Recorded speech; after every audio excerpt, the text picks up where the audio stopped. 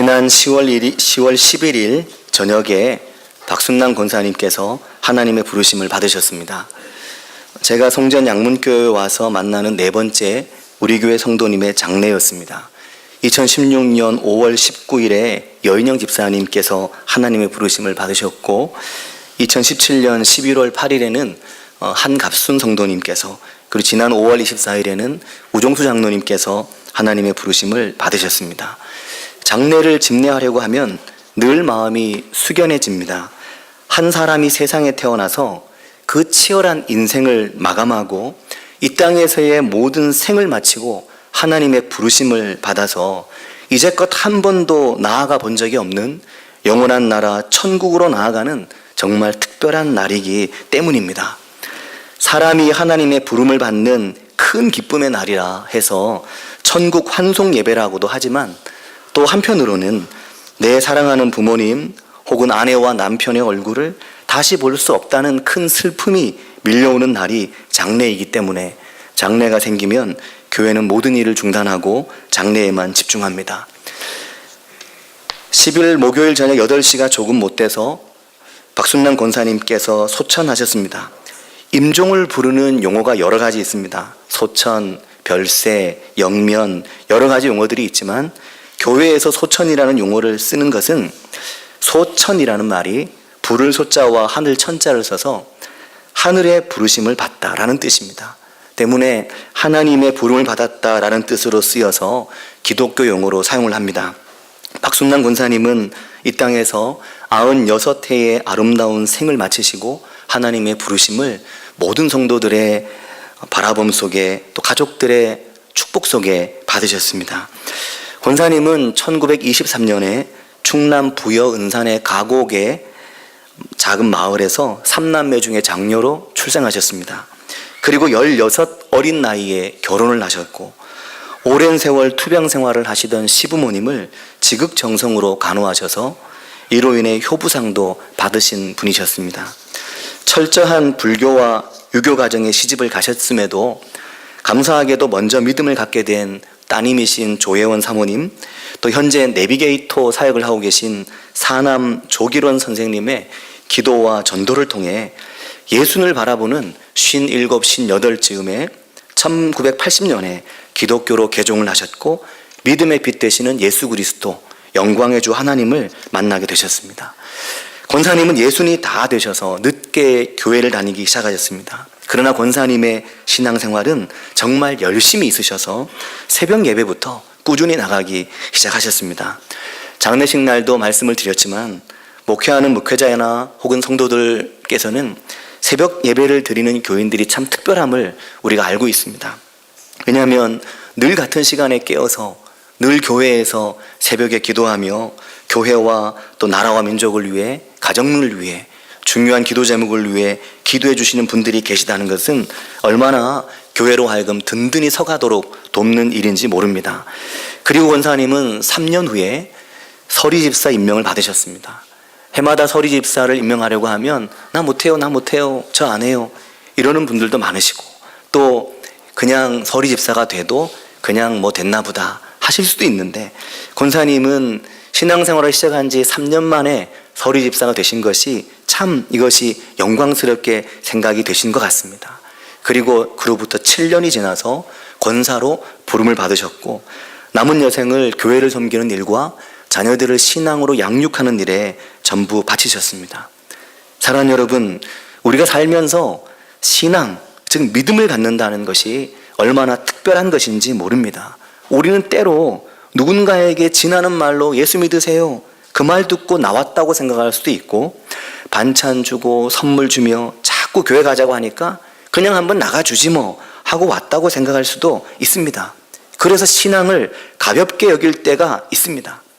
그러다 보니까 쉽게 신앙을 그만두기도 하고 하는 둥 마는 둥 하는 경우도 있습니다. 어제 이만순 집사님께서 교회로 전화를 하셨죠. 교회를 나가야 되겠는데 교회를 확인하고 오겠다고 하시고 오늘 정확하게 교회차를 타고 교회에 도착을 하셨습니다. 신앙생활이 그저 가볍지 않은 분들이 있는 겁니다. 나의 부르심이 내가 교회를 나가고 하나님을 알게 된 것이 영원전부터 계획된 하나님의 택정하심이라는 것을 믿는 사람들이 있습니다. 그분들은 하나님의 많으신 긍휼을 따라 예수 그리스도를 죽은 자 가운데서 부활하게 하심으로 말미암아 나를 거듭나게 하시고 나에게 산 소망을 주신 예수 그리스도를 알게 된 것을 마음의 큰 사건으로 받아들이시는 것입니다. 그러니 어찌 우리가 예수를 믿는 게 가벼운 일이겠습니까? 내가 예수를 알고 교회를 다니는 것이 결코 가볍지가 않은 것입니다. 우리가 그냥 예수 없이 산다면 세상 속에 흩어진 한 인생으로 살다가 이 세상을 떠나겠지만, 우리가 예수를 알고 예수를 믿게 된 그 순간부터 우리 안에 산 소망이 생기게 됩니다. 베드로전서 1장 3절 끝에 나오는 말씀과 같이 산 소망이라는 말은 그냥 소망이 살아있다, 살아있는 소망이다, 이런 의미를 훨씬 뛰어넘어서 내 속에 있는 이 소망이 살아있어서 이 소망이 나를 이끌고 간다는 말입니다. 그래서 예수를 믿고 내 안에 소망이 생기고 나면 때로는 내가 신앙적으로 주저하고 신앙적으로 주춤할 때에도 그 산 소망이 나를 이끌고 나아가는 거죠. 그래서 교회를 1년이고 혹은 10년이고 교회를 쉬면서도 늘 십자가만 보면, 늘 교인들만 보면, 늘 교회 건물만 보이면 내가 다시 가야 되는데, 이런 마음이 내 속에서 꿈틀거리죠. 내 안에 있는 산 소망이 나를 이끌고 가는 겁니다. 처음 교회를 나올 때는 그냥 가고 마지못해서 가라고 해서 어쩔 수 없이 그렇게 와도 내 속에 있는 산 소망이 나의 믿음을 바꾸고 나의 믿음을 인도합니다. 이 믿음의 끝이 무엇이냐, 이 믿음의 결국이 무엇이냐, 이것에 대해서 베드로전서 1장 9절은 믿음의 결국 곧 영혼의 구원을 받습니다. 아멘. 이렇게 말합니다. 사랑하는 여러분, 우리 안에 산 소망이 있고 이 산 소망이 우리를 이끌어 우리에게 믿음을 갖게 하고, 이 믿음이 결국 우리에게 무엇을 주느냐, 우리 영혼의, 우리 인생의 완전한 구원을 우리에게 선물로 줍니다. 사랑하는 여러분, 이것이 믿음의 확실성입니다. 이 믿음의 확실성 안에 거하시는 성도님들이 모두 되시길 바랍니다. 때문에 사랑하는 여러분, 믿음이 있는 성도는 두려움이 없습니다. 믿음이 있는 성도는 삶 가운데 힘든 일을 만나도, 역경을 만나도 그 속에서 함께 하시는 하나님을 보시는 겁니다. 그렇게 우리 앞에 걸어간 많은 믿음의 선배들이 있습니다. 그분들을 보십시오. 인생의 역경과 환난과 문제를 만나도 오히려 기도하고 오히려 하나님 앞에 나아가면서 그 모든 역경을 믿음으로 이겨내셨습니다. 그리고 결국 승리하는 삶을 사셨습니다. 입관을 하는 자리에 저는 자주 들어가기 때문에 늘 보는 장면들이 있습니다. 입관을 할 때 돌아가신 분을 삼배 수위로 꽁꽁 묶죠.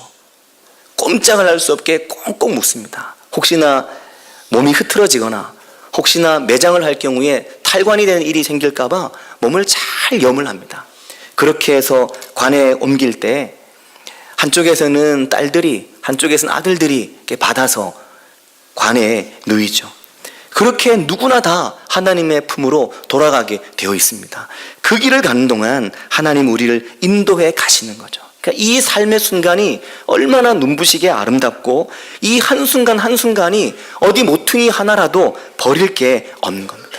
이 귀한 인생을 살아가시는 동안 하나님의 믿음 안에, 하나님 안에서 산 소망을 가지고 나아가는 모든 성도님들이 되시기를 바랍니다. 이 인생길을 가는 동안 베드로전서 1장 6절과 7절은 말합니다. 인생 가운데 고난과 시험을 만나도 더 크게 기뻐하라. 왜냐하면 그 고난과 시련이 우리 인생에 금을 녹이는 연단보다 더 강한 연단이 되지만 이 연단을 통해 결국 우리로 하여금 하나님의 영광과 존귀함을 얻게 하실 것이라는 것입니다. 그 은혜 안에 나아가는 우리 모두가 될 수 있기를 바라고 축복합니다. 사랑하는 여러분, 이 거룩한 믿음의 길, 이 뜨거운 신앙의 길은, 이 한마음으로 달려가는 인생길은 모든 시험을 이기고 우리를 하나님께로 인도해 가죠. 근데 이 길에는 필요한 것도 있습니다. 본문의 10절에 보면 이렇게 말합니다. 이 구원에 대하여는 너희에게 임할 은혜를 예언하던 선지자들이 연구하고 부지런히 살펴서라고 말합니다. 즉 하나님의 말씀에 대한 연구와 부지런함이 우리에게 필요하다는 겁니다. 말씀을 살펴보고 읽어보고 가까이 하는 은혜가 필요하다는 거죠. 그걸 통해서 우리의 믿음이 장성하게 된다는 겁니다. 13절에도 말합니다. 그러므로 너희 마음의 허리를 동이고 근신하며 예수 그리스도께서 나타나실 때 너희에게 가져다 주실 은혜를 온전하게 바라보라는 것입니다. 하나님을 바라보고 하나님의 영광을 바라보고 은혜를 바라보며 허리를 동이고 근신하며 아버지 하나님께 나아가는 은혜가 우리 모두에게 있기를 바라고 축복합니다. 사랑하는 여러분, 아름다운 믿음의 길, 산 소망의 길, 그 길은 그냥 하고 싶은 것 다 하면서 가기에는 너무나 아름다운 길입니다. 신앙의 길을 가면서 얻고 누리고 함께 할 수 있는 참 영광스러운 게 너무 많기 때문에 대충 가기 아까운 겁니다. 대충 가고 나면 마지막 때 후회가 남는 거죠. 내가 이 인생을 좀 이렇게 믿음으로 지나왔더라면 얼마나 좋았을까 하는 마음을 가지고 하나님의 품으로 가게 됩니다. 사랑하는 여러분, 이 믿음의 길을 걸어가는 동안 내 힘을 다해, 내 신을 다해, 내 온 마음을 다해 하나님 앞에 부지런히 나아가는 은혜가 모든 분들께 있으시기를 바라고 축복합니다.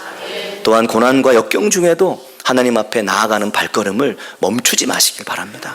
오히려 힘들고 어려울 때 하나님 앞에 더 가까이 나아가서 하나님께서 그 역경 속에 빛나게 하시는 하나님의 보석 같은 내 인생의 내일이 무엇인지 발견하시는 은혜가 있으시기를 바라고 축복합니다. 우리 함께 기도하겠습니다.